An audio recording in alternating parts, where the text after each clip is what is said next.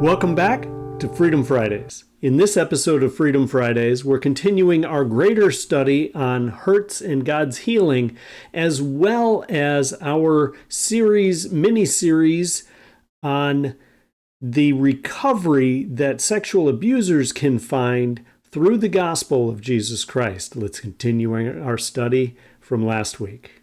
So then as I think about these other things on the list, avoiding temptation, Yeah. right? And the other like shame gross part is it probably isn't even appropriate to talk about on this podcast, but oftentimes the sex offense itself is fruit of something Mm. at the heart level, not the root itself. Yeah. Yep. And so, that avoiding temptation, yes, there's the behavioral side of things. Absolutely. You want to stay crystal clear. Like you want to stay way, way far away from that. But as believers, we want to go one step, you know, beyond that and figure out what was your heart wanting so much Yeah. it was willing to go to this length. And so there's that side of it. And And then there's the then, why. Why is it wanting well, that? Are you yeah, feeding it yeah, with a bunch of other things? yeah, that. And if you take a look at the stats, most offenders were offended them, like they were Mm. sinned against themselves. Mm. 1 in 4 girls, 1 in 5 guys, and that's just the reported stuff, not Yep. not the stuff that happens outside of that. So, there's also what I call the influential side of things in an offender's life, and hearing that, and going, okay, yes, I got put in prison for 15 years for what I did. How about the guy who did this to me for 9 years? Mm. And he's dead. Nothing bad happened from their perspective. Nothing bad happened to him. He got away with his stuff, and so there's this anger and bitterness, and you know, Yep. and if they're a believer, I think it can easily go to God. Yeah. Why not that other person? Why did I get caught and have to go through all this stuff and they didn't? So, there's that side of stuff too. But as far as the avoiding temptation, um, there's the behavioral side of things, which I think just a simple church contract can help with that. Um, and I would say the main perspective of a church contract needs to be the protection of the sex offender. Mm-hmm. And I think that will also include protection of children and other people.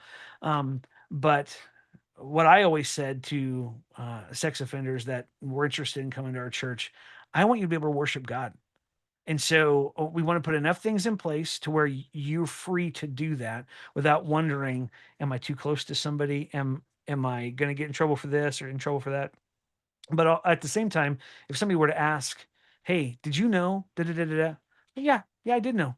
Well, what'd you do about that? Well, we did this. Da, da, da, da, da. Yeah, and you never knew about it because we didn't want you to know about it because we wanted you to worship God, Yeah. right? So here's this church leadership, not conundrum. It's not a hard thing. It is a balancing thing, though. And I have just found if people are unwilling to sign a contract like that, chances are they're up to something. Um, Mm. Yep. and so, yeah. Ben, with that, then just kind of a question I had. Because you were this girl's youth pastor, did she know that you were meeting with the perpetrator? And did she feel like she was being, um, I don't know how to say it right, but like overlooked because you were caring so much for this man? Was there a problem with that? If I could go back and redo it, because the answer to your question, and I never found out, as so I'll kind of finish that thought in just a second.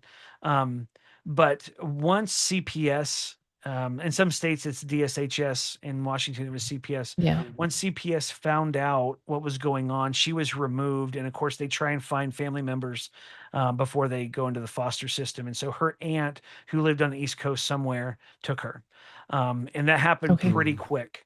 And Yeah. so I don't know. I can't answer that affirmatively. What I can say is I didn't devote any time to helping her. So I would Okay. assume she would correctly say nobody helped me. So if I could go back and redo it, then I would have somebody helping her, a woman, and I would have somebody confronting the wife, her mom, Yeah. and then I would work exclusively with him. Okay. So yeah, that's the usually people who are the victims, if we use that word, are the ones who are the last to be ministered to. I Yeah. think, which is not good. I think we need to make sure it's equal, if not more. Okay. Yeah, so I'm glad you asked that question, because yeah, that's Thank you. yeah, you know what? One interesting thing, and this is probably a little bit of a rabbit trail, but I'm going to mention it since I've already started the sentence, and you guys can do with it what you want. And when I was there, Washington State was not was they had something called client clergy confidentiality, which meant if somebody told you something as a pastor, you were not mandated to report that. And so they had just this last April or May, they've overturned that. And now all clergy, both Protestant and Catholic, are mandated reporters.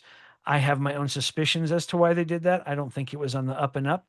I think it has to do with LGBTQ issues. And now pastors are going to be mandated to report parents who do not support their children in LGBTQ issues. So I think that's there. It was aimed in that direction. But when I was there, so I chose not to report it, and which um, I'm telling you, the sleepless nights of trying to figure out what to do, Yeah. I mean, from Mm. my psych degree, I knew what I was supposed to do, but I had been ordained for 2 weeks, and he told me as a pastor, and so all that to say, God used that in a very, very powerful way. A lady by the name, her first name is Nancy, and she was the Kitsap County Corrections Officer. And she called me and she said, "So we have so and so in custody." And he said somebody at your church knew about what he had done. And I said, "Oh, yeah, that was me." And there was a hesitation. Like, I didn't expect somebody to say it like that. And she said, "Okay, can you tell me why?" And I quoted the RCW, the Revised Standard Code of Washington, and kind of why I made all those decisions, which was based on client clergy confidentiality and all that. And she said, "Okay, well, would you do the same again?" I said, "Absolutely not. I wouldn't." She goes, "Okay, what would you do?" And I said, I'd give him three options. I'd say, "You go and report yourself. That's going to look the best. If you're concerned about that, I'm willing to go with you. But if you're unwilling to go, I'll go by myself. And for the protection of Yeah. your daughter, I'll do that." And she said, "I'm so glad to hear you say that." And then we worked together on some church protocol for Washington State for, and any churches that had a sex offender who wanted to attend. These were some things that churches had to do, and things like that. So it ended up being a really good thing, but that was part of that whole story of, when you Yeah. have something called like client clergy confidentiality. And if truth be told, I think it was meant for the Catholic confessional. For somebody to slide the little door open and say, "Father, forgive me. It's been this long since I've confessed my sins, and here's what I've done." I think that's what the law was intending, but clergy is clergy, and I was a clergy, and so I had to, kind of walk my way through that. Um, so. Sure. And then the rest of it is the same as anybody, right? Spiritual growth, serving through humble use of your spiritual gifts. The reason I put humble in there is because you can't just demand Yeah. things, and you've got to be humble enough to accept, like you said, that contract or that agreement between you and the leadership that, hey, there are some limitations I have that other brothers in Christ don't have, but that's because not only of the consequences, but also it's really foolish to put somebody in a situation that's going to tempt their weakness. Yeah. And Yep. and we all have those weaknesses. They're just in different areas. And somebody who's got a weakness in this area, it would be foolish on both sides. The protection of the child as well as the protection of the man, to put them in a situation where they're going to be tempted and Yeah. or tested, and that's just not smart. Yeah. And I, as I think about the three for sure, maybe the fourth one, regarding what you just said, I'm gifted this way.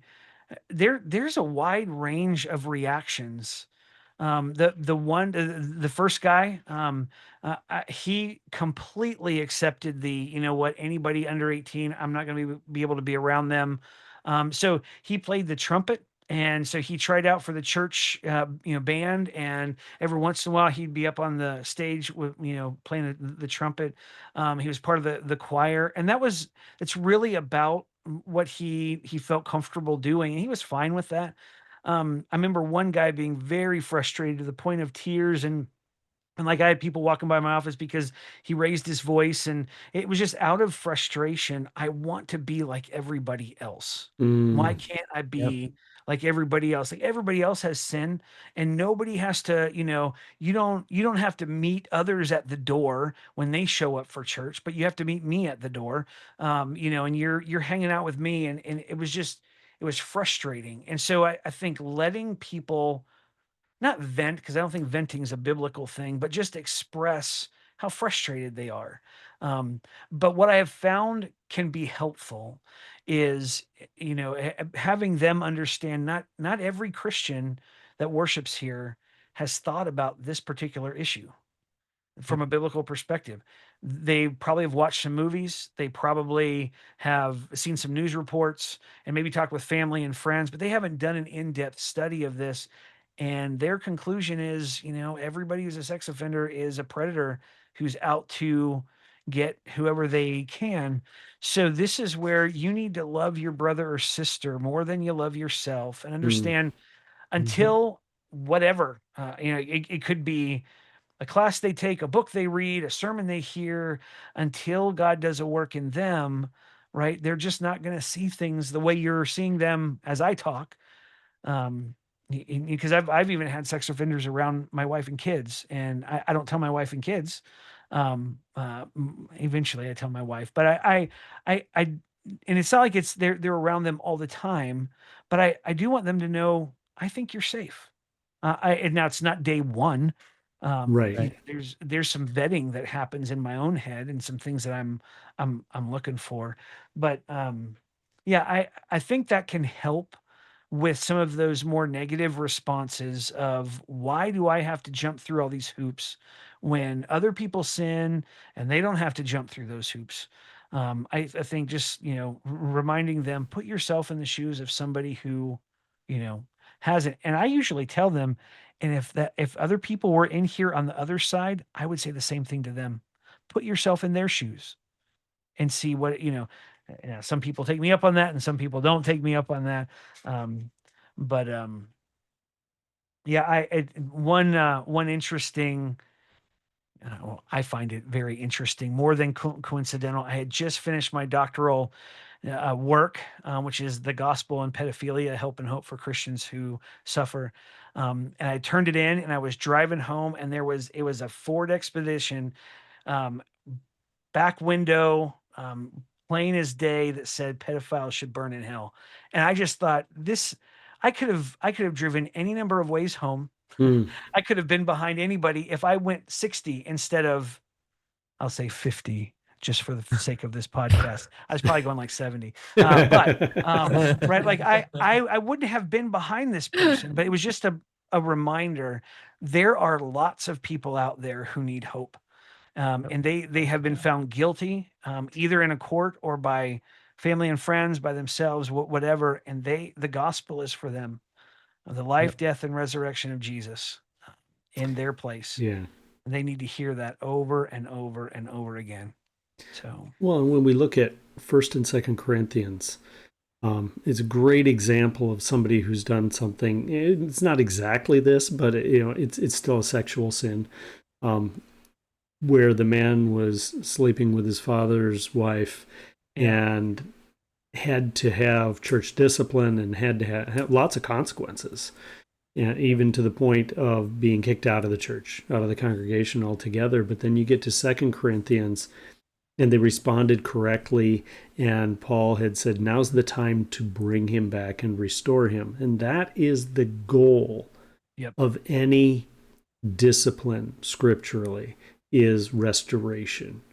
Whether it's this type of thing or whether it's something else. Now, not like you said, we can't just jump to that. We've got to have, the roots and the trunk of the tree. We can't just jump to the restoration, but we've got to at least have that as a goal. Yeah. Because that's what our goal is ultimately with Christ. That's why he came, to restore our relationship and to make peace with God where there was no peace, and redemption and all of that. That's got to be a focus. Yep. And we are the only, I'll use secular terms here, the only form of therapy or counseling that offers hope of change. The only one. Yeah. Every other form that's out there, and whether you want to go with the minimal approach of like 240 or the maximum approach of like 430 or something like that, we're the only one who says, no, we believe you can actually change at the heart. Yeah. You are no longer who you used to be. Such were some of you, using Paul's language. Yeah. I'm going to reword what you said. It's not that you can change, it's that he can change you. Absolutely. Yeah. I knew that's what you meant. No, but thank you. Yeah. Yep. Exactly. Yeah. So, yeah. All right. Well, on that note, thank you for tuning in. We will see you next week on Freedom Fridays.